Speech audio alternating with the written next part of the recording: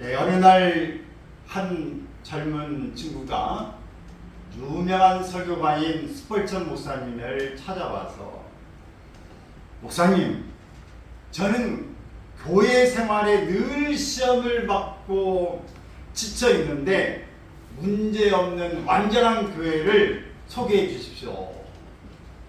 이렇게 요청했습니다. 이때 스펄전 목사님은 빙그레 웃으면서, 자네가 혹시 그런 교회를 만나거든 나에게 꼭 일러주게. 나도 그 교회 가서 성도가 되고 싶네. 그러나 자네는 그런 교회를 찾거든 절대로 그 교회 교인이 되지 말게. 네? 왜 찾았는데 교인이 되지 말라고 그러죠? 자네가 끼면 그날부터 그 교회의 완전함은 깨질 테니까. 바로 자네 때문에 말이야. 절대 가지 말게. 불완전한 인간들이 모여서 형성하는 공동체는 언제나 문제가 있습니다. 문제는 어디에나 있고 누구에게나 있습니다. 그러므로 중요한 것은 문제를 어떻게 극복하느냐에 있는 것이지 문제 없는 데는 없다.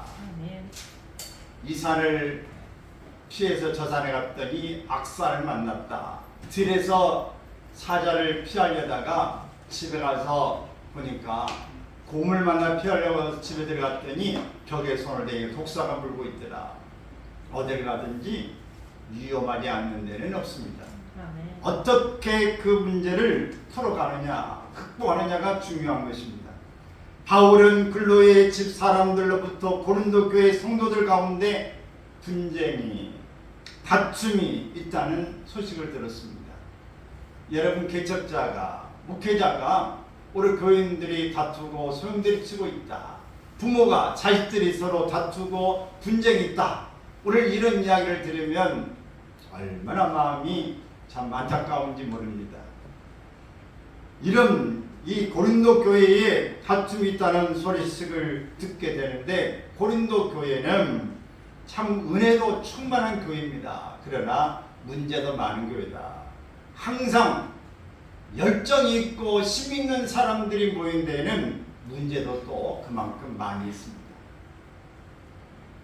고린도 교회 안에 4개의 분파로 나뉘어 있는데, 고린도 교회에 설립한 바울을 중심으로 하는 한 분파, 또 철학적이고 또 중심으로 모든 걸 잘 갈고 있는 아볼로파, 또 사도 중에 수장이었던 베드로를 중심한 베드로파, 우리는 오직 자신들만이 그리스도에 속했다고 하는 그리스도파, 이렇게 4개의 이 파당으로 교회가 나눠져 있었습니다. 그러니 이파, 저파, 쪽파, 양파 막 이렇게 여러 파들이 있으니 냄새가 진동하고 크네, 좋네, 뭐 안 좋네, 냄새가 나네, 얼마나 복잡하겠습니까? 고린도 교회의 분쟁의 원인은 인간적인 관점에서 본 특정 지도자에 대한 지나친 집착 때문에 일어나는 것입니다. 다 사람은 사람을 따라서 가게 돼 있어요. 요즘에 이 당도 그렇지 않습니까? 지금 현재 우리나라도 여당, 대통령 중심으로 그 중심에서 뭐라고 하는지, 또 야당의 야당은 이 당수가 어떤 말을 하는지 거기에 따라서 다 이렇게 쏠리고 가게 됩니다. 국민은 뭐 두 번째고, 첫 번째의 공천을 받느냐 못 받느냐, 누구에게 줄을 서야 되느냐, 어느 쪽에서 나는 생각이 같은가 하는 것을 가지고 따라가고 있는 것입니다. 언제든지 이 사람에 집착하게 될 때에 근본적인 이 복음이 예수 그리스도가 중심이 아니고 사람 중심으로 가는 것은 제대로 교회가 예수님 중심이 되어야 된다, 예수님 따라가야 된다, 예수님 줄을 가야 된다고 하는 생각에서 벗어나 있기 때문에 그렇습니다. 바울 사도는 본문 13절에서 이렇게 이야기합니다. 시작. 그리스도께서 어찌 나뉘었느냐? 바울이 너희를 위하여 십자가에 못 박혔으며 바울의 이름으로 너희가 침례를 받았느냐? 바울 사도는 이렇게 이야기하는데, 본문에서 보면 몇 사람의 이름을 거명합니다. 두 사람의 이름과 한 사람의 가정을 내가 침례줬고 나머지는 기억이 안 난다. 이게 다 합쳐봐야 뭐 네다섯 사람, 뭐 그 조금 넘어도 이 침례 주는 것이 내 목적이 아니다. 나는 복음 전하는 것이 목적이다. 라고 하는 것을 우리 10절에 17절에 전체적으로 바울 사도는 증언하고 있습니다. 우리를 위해 십자가에 못 박히신 분은 오직 그리스도 한 분뿐입니다. 침례 또한 그리스도의 권위에 의해서만 베풀어지는 것입니다. 예수 그리스도의 이름으로 내가 성부와 성자와 성령의 이름으로 내게 침례를 주노라. 예수 그리스도를 믿는지 고백하는 자에게 주는 것입니다. 오직 구원의 능력은 그리스도에게만 있는 것이지 사람에게 있는 게 아니다 하고 하는 겁니다. 사도 바울은 인간의 능력이나 지혜를 드러내고자 하는 교만에서부터 분열이 생긴다고 지적하고 있습니다. 교회는 그리스도의 몸이라고 에베소서 1장 13절에서 이야기합니다. 교회의 머리는 예수님이다 이렇게 이야기합니다. 우리는 그리스도의 몸의 지체입니다. 그러므로 나눠질 수 없는 것입니다. 또한 구원은 인간에 의한 것이 아닙니다. 오직 길과 진리와 생명이신 예수 그리스도로 말미암아 구원은 우리가 이루어지는 것이다 하는 겁니다. 본문 17절에서 읽습니다. 시작. 그리스도께서 나를 보내심은 침례를 베풀게 하려 하시니 아니요 오직 복음을 전하게 하려 하시니데 말의 지혜로 하지 아니함은 그리스도의 십자가가 헛되지 않게 하려 함이라. 바울을 보내신 목적이 복음을 전하는 것이라고 말합니다. 바울을 보내신 목적이 복음이기 때문에 복음 증거를 위해서 하나 되고 연합해야 하는 것입니다. 그러므로 복음 증거를 위해서 성도들이 일치해야 할 것이 무엇인가? 우리는 복음 전하는 게 목적인데 그를 전하려면 뜻이 합해야 되는 거예요. 그래서 이렇게 일치하는 데에 뭐가 필요한 것인가? 먼저는 오늘 본문에 말한 것처럼 10절에 있습니다. 형제들아 내가 우리 주 예수 그리스도의 이름으로 너희를 권하노니 모두가 같은 말을 하고 일치하는 말을 하라고 하는 것입니다. 여기서 이 말 저기는 저 말 하지 말고 일치하는 말을 하라. 사람마다 말이 달라서는 안 됩니다. 우리 성도들은 모두 하나님께로부터 난 하나님의 아들, 딸, 자녀들입니다. 비록 사는 것이 다르고 하는 일이 다르다 해도 주님 안에서 하나가 되어야 합니다. 우리는 예수 그리스도의 십자가가 주는 구원의 능력만을 말해야 하는 겁니다. 우리는 말을 통해서 자신을 표현하고 상대방을 이해하고 협력과 공동생활을 이루어 나갑니다. 말이 통한다. 저 사람하고는 이런 이야기를 우리가 할 때에 대화하고 싶어지죠. 근데 말이 안 통한다. 그러면 대화하고 싶지 않죠. 말 한마디로 천냥빛을 갚는다는 격언은 언어의 역할과 중요성이 어떠한가를 말하고 있는 것입니다. 좋은 눈을 갖고도 남의 약점이나 부정적인 면만 보고 비판하고 불평하는 사람이 있습니다. 똑같이 멀쩡하게 눈을 가지고 있는데 이렇게 안 좋은 것만 보는 눈이 있어요. 어떤 사람은 남의 좋은 점을 보고 격려와 칭찬하는 사람도 있습니다. 똑같은 것을 봤는데 어떤 사람은 비난하고 비평하고 불평하는 눈으로 보는 사람, 어떤 사람은 격려하고 칭찬하는 그런 사람이 있더라 한 겁니다. 똑같은 눈을 가지고 똑같이 봤는데 어떻게 저렇게 다른 평가를 할 수 있을까? 우리가 같은 자리에서 똑같은 일을 봐도 그렇습니다. 오늘 우리가 정치인들이 똑같은 말 했는데 내가 지지하는 사람들은 좋다고 박수를 칩니다. 근데 반대하는 사람은 야유를 퍼부어댑니다. 똑같은 말을 하는데 어떻게 저렇게 다를 수 있을까? 어떤 사람은 주차에 가서 찬성하는 집회를 합니다. 근데 어떤 쪽에는 보면 반대하는 집회를 합니다. 어쩌면 똑같은 대한민국 사람인데 저렇게 찬성, 반성이 이 반대가 저렇게 아주 극명하게 갈라지게 될까? 어떤 걸 말해도 좋게 보는 사람은 좋다고 박수치고 어떤 것을 말해도 어떤 사람은 싫다고 이야기합니다. 왜? 내 생각 속에서 싫다 좋다를 이미 결정해 놓았기 때문에 그렇습니다. 속담에 말이 씨가 된다고 하는 말이 있어요. 그러나 말은 생명의 씨가 될 수도 있고 죽음의 씨가 될 수도 있습니다. 사람을 죽이는 말과 살리는 말이 있습니다.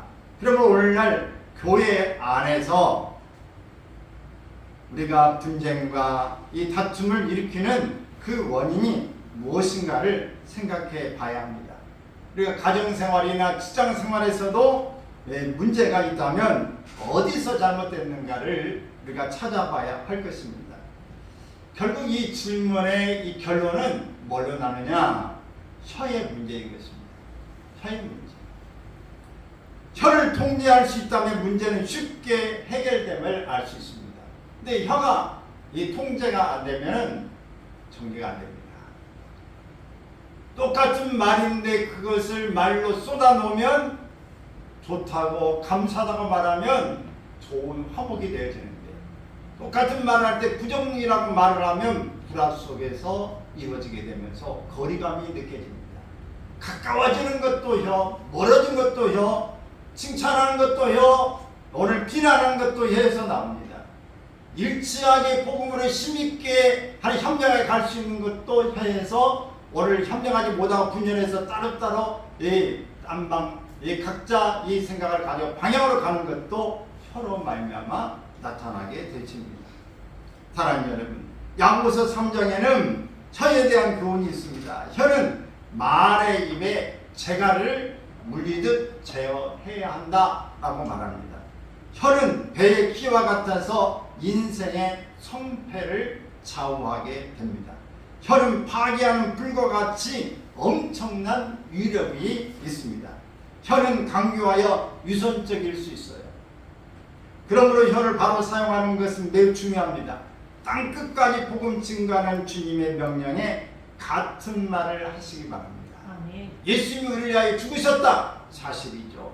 예수님 때문에 나는 살았다. 예수님 때문에 나는 하나님의 자녀가 되었다. 나는 예수님의 이름으로 하나님의 자녀가 됐으므로 천국 백성이 되었다. 그러므로 나는 죽어도 천국에 갈 수 있다 라고 말하는 것, 이건 진리입니다. 이것은 누가 말하더라도 똑같은 말을 해야 하는 것입니다. 내 입술에 파수꾼을 세우시고 내 입술에 재갈을 물려주셔서 오직 주님이 원하시는 말만 하게 하여 주옵소서. 오직 성령께서 내 입을 사용하셔서 열어야 될 때에 열게 하시고 때에 합당한 말을 맛있게 능력있게 하게 하시고 분열이 있는 곳에 일치를, 불화가 있는 곳에 평화를 심게 하옵소서. 간절히 바라고 믿고 원합니다.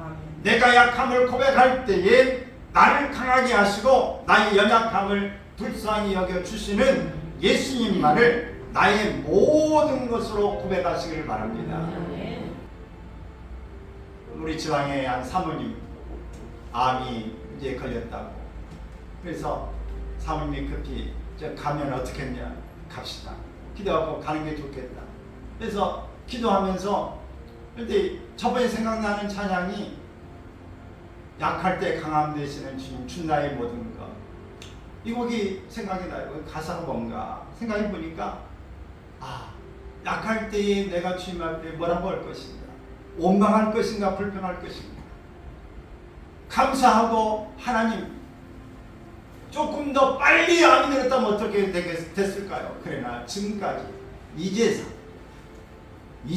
암이 발견되게 돼서 감사합니다. 생각에 따라서는 지금 암이 든 것이 감사할 제목이 될 수 있어요. 그러나 내가 이 암이 들고 어려울 때 약한 심령이 되어지는 것입니다. 그때 주님 더 의지할 수 있는 강함이 될 수 있어요. 여러분, 우리의 힘은 어떤 것으로 해석하느냐가 중요합니다. 환경이 중요한 게 아니에요. 해석이 중요한 것입니다. 그러므로 우리가 약할 때 강함 되신 주님을 찬양하고 주님은 나의 모든 것이라고 고백할 수 있기를 바랍니다. 할렐루야.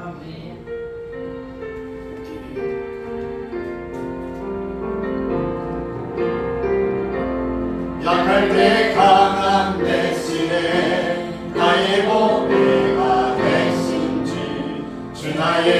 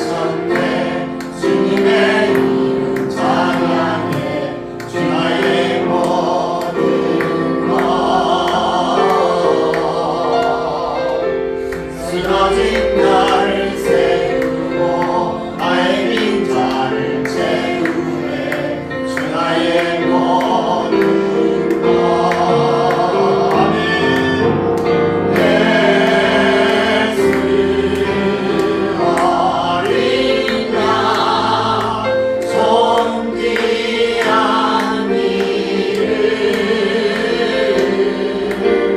예수 어린 양 존귀한 이름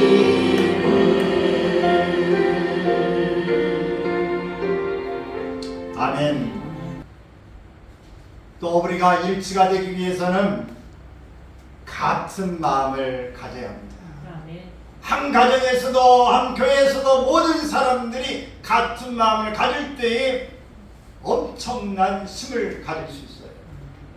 둘이 있어도 마음이 갈라지면 오히려 혼자 일하는 것과도 효과가 안 납니다. 에너지가 고갈돼 버려요. 쓸데없는 일에 소멸되고 마는 것입니다. 그러나 두 사람이 있으면 마음이 합해지면은 두 사람 혼자 하는 것보다 훨씬 더 엄청난 일을 해나갈 수 있게 되어집니다. 10절 말씀이 있습니다. 너희 가운데 분쟁이 없이 같은 마음과 같은 뜻으로 온전히 합하라. 마음과 뜻이 하나가 되어야 합니다. 마음은 도덕적 선악을 가릴 수 있는 사람의 이성적인 기능을 말합니다. 뜻이란 사건에 대한 판단을 가리킵니다. 우리는 언제든지 마음과 생각이 하나가 되어야 합니다. 의견이 하나가 되고 판단이 하나가 되어야 합니다. 사람이란 자기 마음 생긴 대로 생각합니다. 자기 마음 생긴 대로 남을 봅니다. 자기 마음 생긴 대로 행동합니다. 마음에 없으면 보아도 보지 못합니다. 여러분 여기 벌써 송천동에서 여러분 이 길을 왔다 갔다 몇 번이나 하셨어요. 근데 여러분 무슨 가게가 옆에 있는지 기억나십니까? 몇 개나 나십니까? 아파트는 여기 갈 때 층수가 몇 층이라고 생각하세요?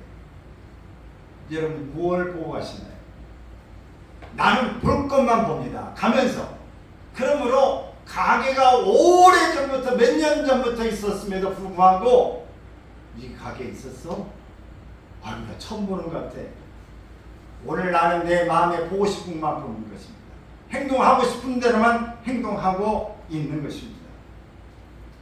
그러므로 오늘 우리 마음이 바르다, 옳다, 최고다 이렇게 말하는 것은 너무나도 오해입니다. 스스로 자신을 믿고 싶은 대로 믿고 있는 것입니다. 여러분의 말하고 있는 판단하고 있는 것들이 정답이라고 여러분 착각하지 마세요. 오답일 수도 있습니다. 여러분이 본 것이 전혀 아닐 수도 있다 하는 겁니다. 저는 가끔가다 그럽니다. 여기에 내가 무슨 말을 하려고 하는데 엉뚱한 단어가 튀어나와요. 그래서 내가 막 했나? 헷갈립니다. 여러분 어떻습니까? 내 생각과 이 말이 틀리게 나올 수도 있어요. 근데 하물며 똑같이 앞에 보고도 뭐가 보여? 똑같은 자리에서 똑같은 설교를 듣는데 오늘 말씀이 들리는 사람이 있고 전혀 무슨 말씀하셨어? 나 못 들었는데? 못 들은 사람이 있습니다. 오늘 이 시간에도 예배를 똑같이 드렸는데 어떤 사람은 말씀이 들리는데 어떤 사람은 전혀 듣지 못한 사람이 있어요. 어떤 사람은 하나님의 말씀을 들었는데 곡해하고 엉뚱하게 나 친다. 어떻게 내 속에 내게 말한다. 이렇게 듣는 사람이 있어요. 전혀 다릅니다. 왜? 내가 듣고 싶은 말만 듣고 내가 생각하고 싶은 대로만 생각하고 있기 때문에 그렇습니다.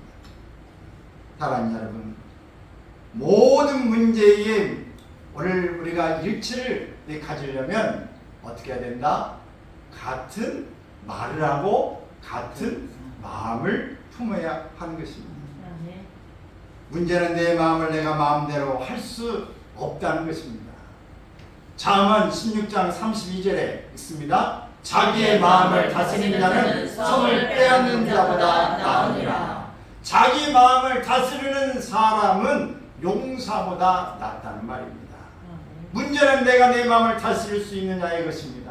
내가 내 마음을 다스리지 못한다는 것을 인정해야 합니다.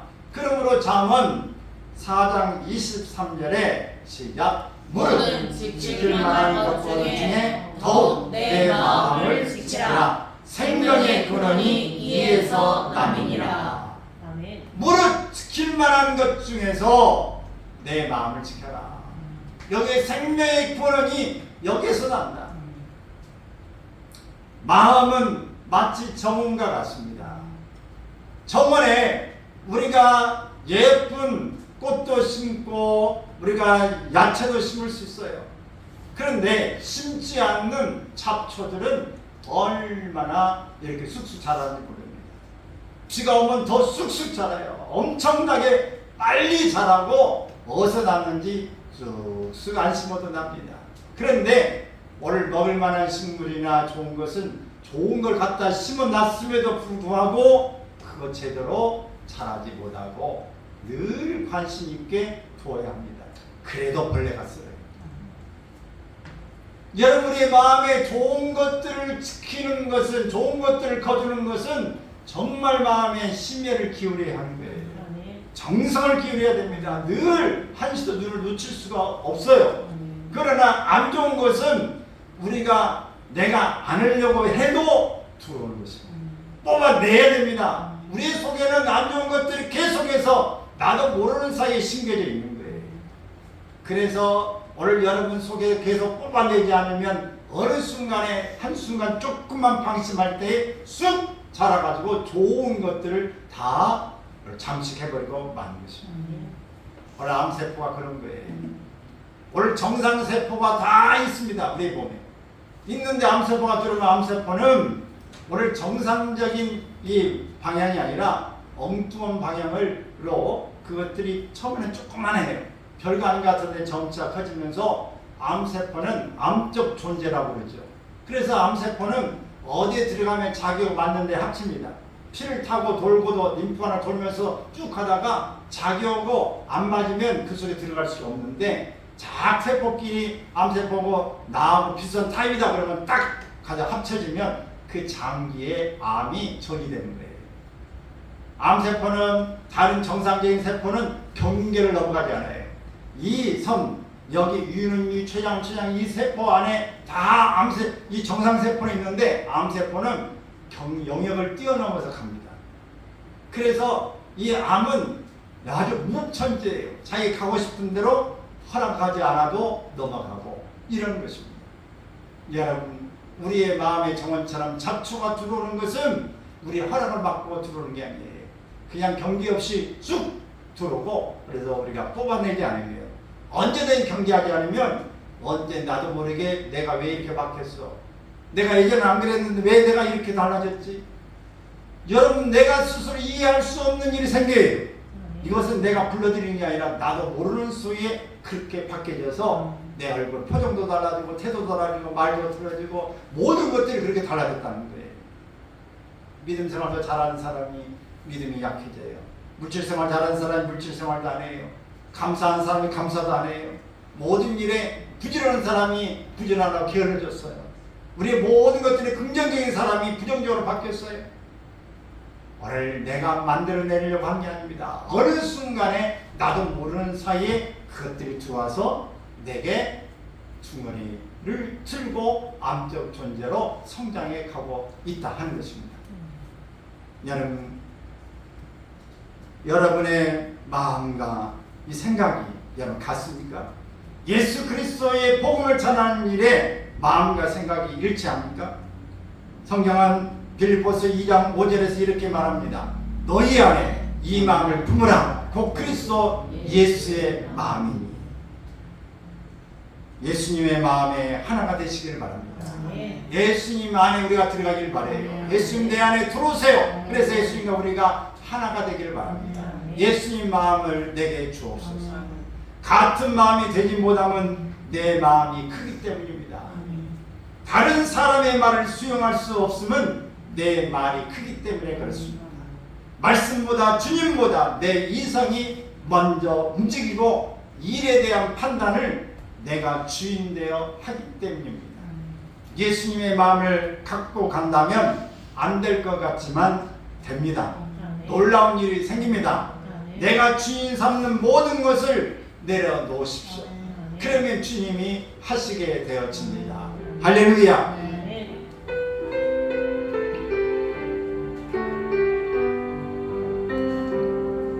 내가 주인 삼는 모든 것 내려놓고 내 주 대신 주 앞에 나가 내가 사랑했던 모든 것 내려놓고 주님만 사랑해.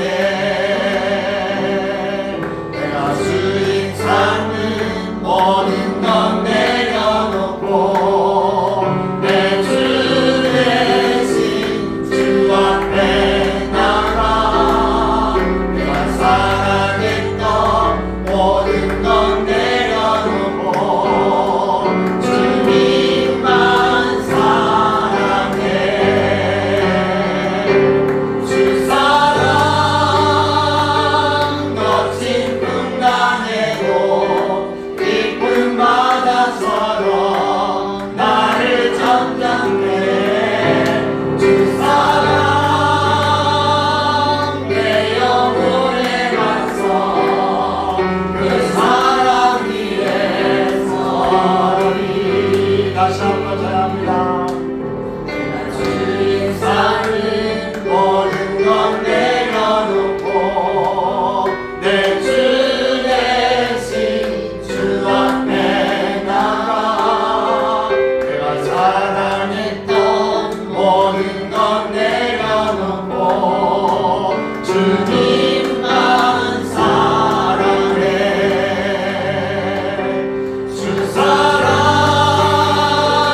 거친 풍랑에도 깊은 바다처럼 나를 견뎌내 주 사랑 내 영혼에 가서 그 사랑 위에 서리.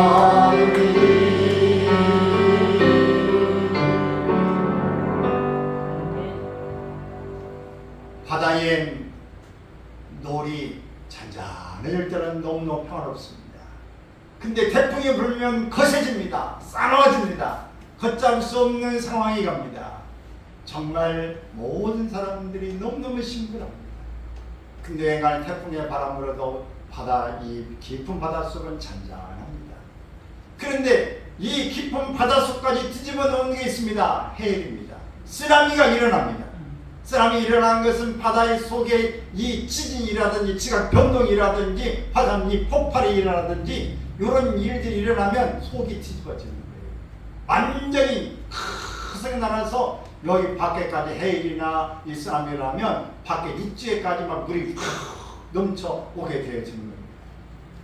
여러분, 이렇게 거친 풍랑에도 오늘 이 깊은 바다처럼 때론 나를 힘들어 밖에는 요란해도 잠잠하게 하신 하나님, 쓰나미가 일어나고 해도 속을 한번 뒤집고 모든 걸 사롭게 하나님 방향을 바꿔놓은 하나님, 쓰나미가 일어나는 바다는 얼마 지나면 잔잔해집니다. 모든 게 다 보여집니다. 하나님 앞에서는 모든 것들이 거센 것 같았지만 머지않아 모든 것이 잠잠해진 줄로 믿습니다. 주님 안에 우리가 힘든 상황이라고 주님 앞에 이래요 저래요 하지 말고 주님 앞에 무릎을 꿇고 주님, 내가 주님 삼는 모든 것들을 내려놓습니다. 오늘 주님의 것으로 채워주십시오. 나는 주님이 필요합니다. 사실 어쩌보면 오늘 주님 앞에 내려놓는 일도 중요하지만 내려놓는 것보다는 주님 나를 채워주세요. 오늘 이 기도가 더 우리에게 적당한 기도일 수 있습니다. 우리가 하나님 내려놓는 것은 정말 어려워요. 어떤 것을 내려놓을까도 모릅니다. 내려놓을 게 너무너무 어려워요. 그러나 주님이 우리의 것을 채워지면, 강력하게 우리의 기름으로 채워지면 우리의 있는 공간에 채워짐을 가져야 되기 때문에 밀어내는 것입니다. 그러므로 주님, 내가 밀어내려고 아무리 애를 써도 밀어내지를 않습니다. 내게 채워주시옵소서. 채워지기를 바랍니다. 여러분 대장 내시경을 하기 전에 뭘 합니까? 밀어내야 되기 때문에 어떻게 해야 돼요? 막 계속 먹습니다. 짠 걸 먹고 계속 먹어서 오늘 계속 위에서부터 채워서 밑으로 밀어내는 것입니다. 여러분 은혜로 채우시길 바랍니다. 나는 주님 필요합니다 하면 주님으로 채우시길 바라요. 그래야 가능하지. 억지로 여러분 나 이렇게 바꾸고 싶어 해야 되는데 나 내려놓습니다. 금식하고에 10만 들어. 물론 그래도 하나님 은혜 주실 때에 바뀌어주기도 합니다만은 여러분 그것보다는 먹고 열심히 부르짖고 기도하세요. 주님 채워주세요 라고 고백하는 것이 훨씬 더 지혜롭고 이게 더 빨리 나아갈 수 있는 길이 될 수 있음을 믿습니다. 여러분 우리가 같은 말을 하고 같은 마음을 가지고 나가야 함과 함께 같은 뜻을 품어야 합니다. 유명한 조지 투렛 이 목사님이 인간이 가질 수 있는 가장 위대한 지식은 하나님의 뜻을 아는 것이고 인간이 행할 수 있는 가장 위대한 업적은 하나님의 뜻을 행하는 것이다. 우리가 세상 지식을 많이 소유했다 해도 하나님의 뜻을 알지 못한다면 우리의 삶은 아무것도 아닙니다. 인생의 삶에서 무엇인가를 성취했다 해도 하나님의 뜻과 상관없는 일이라면 의미가 없는 것입니다. 바울 사도라 에베소 5장 17절에 있습니다. 그러므로 어리석은 자가 되지 말고 오직 주의 뜻이 무엇인가 이해하라. 이 세대를 본받지 말고 주님의 뜻이 무엇인지를 이해하고 찾으라 하는 것입니다. 그래야 하나님의 뜻으로 나아갈 수 있습니다. 하나님의 뜻은 말씀을 통해서 할 수 있습니다. 예수님처럼 기도를 통해서 하나님의 뜻을 찾아가는 것입니다. 요셉처럼 환경과 사람을 통해서 알 수 있습니다. 사랑하는 여러분, 오늘 여러분 가운데에 하나님의 뜻을 찾는다고 하는 것은 욥이 고통을 당하는 것처럼 매우 어렵습니다. 하나님이 내 현장의 고통이 지금 내 안에 막 민물처럼 들어와 있고 태풍처럼 오늘 거세게 몰아쳐 있고 주변의 사람조차도 오늘 주변의 사람조차도 나는 우습게 여기는 일들이 있어서 뒤범벅되고 인생은 다 엎드러져 버렸습니다. 나는 낭떠러지 가운데 있고 모든 것은 다 엎드러져 버렸습니다. 나에게 남은 건 아무것도 없습니다. 하나님은 안 계신 것 같고 하나님은 도대체 어떤 뜻을 가지고 있는 것입니까? 라고 원망할 수밖에 없는 상황이 되는 일, 하나님의 뜻을 우리가 품고 찾아가야 합니다. 이게 어렵습니다. 그러나 시간이 가고 찾다 보면 찾아집니다. 하나님의 뜻이 나타나게 되어집니다. 그러므로 우리의 뜻보다 하나님의 뜻이 더 옳다는 것을 우리가 확인할 수 있는 그때까지 찾으시길 바랍니다. 인내하고 기다리십시오. 그분께서 인도하는 대로 순종하여 나가시길 바랍니다. 같은 뜻을 품고 하나님 나라의 확장에 쓰임받기를 바랍니다. 말씀과 주님과 성령님을 더 배우기 원합니다. 경험하기 원합니다. 새로운 삶으로 변화되어 실수하지 않기를 원합니다. 나의 소원이 있다면 예수님을 더 알기 원합니다. 더 알기 원하는 이 간절함 오늘 내게 넘치기를 원합니다. 주님 도와 주시옵소서. 주의 앞에 간절히 이 시간에 원하는 사모하는 마음이 있어지길 바랍니다. 예수도 알기 원하네. 크고도 넓은 은혜와 대속해 주신 사랑을 간절히 알기 원하네. 내 평생의 소원, 내 평생의 소원, 대속해 주신 사랑을 간절히 알기 원하네. 성령이 승계셔서 진리를 가르치시고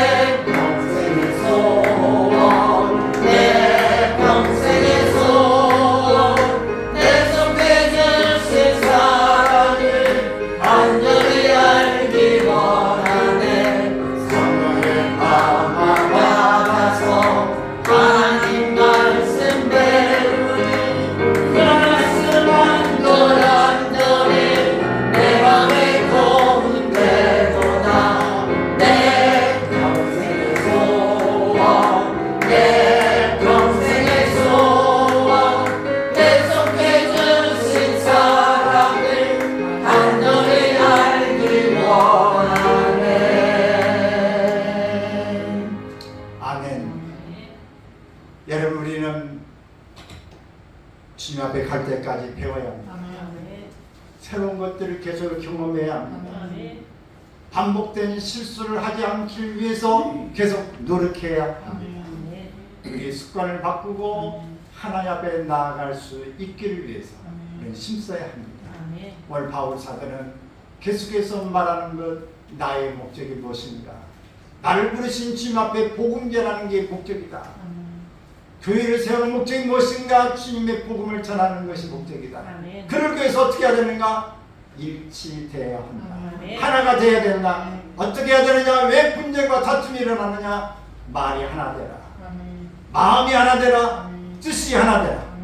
그래 더욱더 오늘 주님께서 말씀을 가르치는 법을 따라서 우리 효과적으로 더 능력 있는 교회의 사명을 다하고 하나님의 자녀 역할을 감당하기 원하는 오늘 말씀을 귀담아 듣고 아멘으로 주 앞에 순종하시기를 주의 이름으로 축원합니다.